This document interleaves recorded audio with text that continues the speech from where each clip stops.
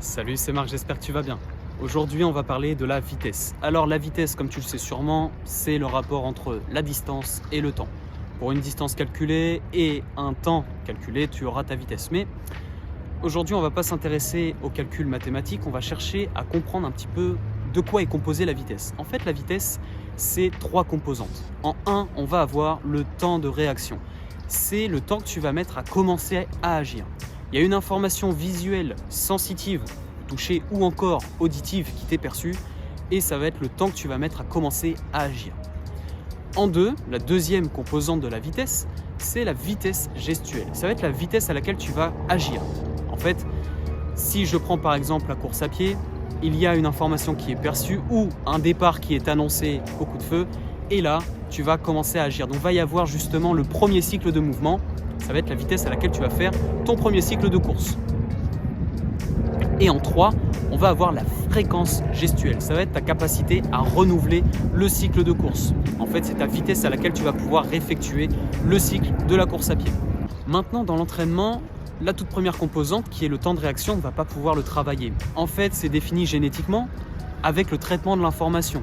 Il y a l'information qui est perçue par le corps et ça va être le temps que le cerveau va traiter l'information et va envoyer le signal nerveux aux muscles pour qu'ils se contractent. Et ça, on ne va pas pouvoir améliorer en fait l'influx nerveux.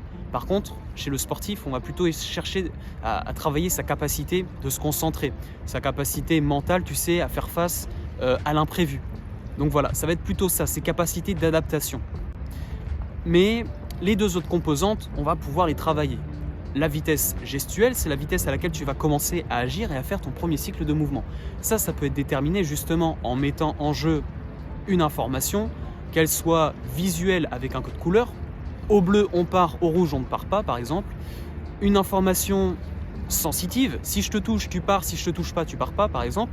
Et une troisième information qui peut être auditive. Donc auditive, bleu, tu vas chercher bleu, rouge, tu vas chercher rouge.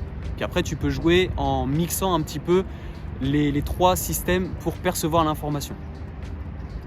Et à partir de ce moment-là, la troisième composante, c'est bel et bien la fréquence gestuelle. Et ça, la fréquence gestuelle, c'est justement la capacité à renouveler, à répéter le même geste. Tu peux faire ça à travers l'échelle de coordination, la fameuse échelle de rythme où tu viens travailler ta vivacité, tu fais des petits appuis, si tu as un sport qui nécessite justement des appuis au sol. Ça peut être dans les sports comme le vélo, la natation, la course à pied, le cycle de course.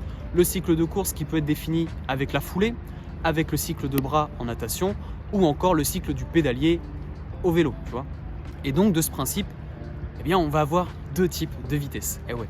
La vitesse cyclique et la vitesse acyclique. La vitesse cyclique, c'est donc tous les sports cycliques. Comme je te les ai cités, course à pied, vélo, natation, c'est des sports où on va répéter exactement le même geste avec la même amplitude. Et ça, tout le temps, tout le long de la séance, en fait, c'est un sport qui va répéter encore et encore le même geste. C'est un cycle. Et les sports acycliques, c'est les sports où il va y avoir des accélérations, des phases de match où tu vas être à l'arrêt, et ça, c'est des sports acycliques. En fait, ta vitesse va varier. Tu vas accélérer, tu vas ralentir, tu vas changer de direction, et ça, c'est les sports acycliques. Et donc, ce qu'il faut comprendre, c'est que la vitesse, elle est propre à la discipline. La vitesse que tu retrouves en course à pied va être nettement différente d'une vitesse dans le football où tu vas avoir du changement de direction, dans le rugby, sur le hockey sur glace, le tennis. En fait, tu vas avoir énormément de composantes à prendre en compte. Et si tu regardes le tennis, il va y avoir la rapidité, par exemple, à jouer avec ses appuis au sol pour les jambes, mais il va y avoir aussi le traitement de l'information visuelle pour renvoyer la balle avec la raquette. Et de ce fait, tu comprends que la vitesse, c'est pas uniquement la faculté de courir rapidement. Voilà. Si la vidéo t'a plu, n'hésite pas à me le faire savoir avec un like. Si tu as des questions de même, n'hésite pas à me demander à travers l'espace commentaire ou à me contacter sur Instagram. Je me ferai un plaisir de te répondre. Et puis quant à nous, on se dit à la prochaine et surtout, prends soin de toi.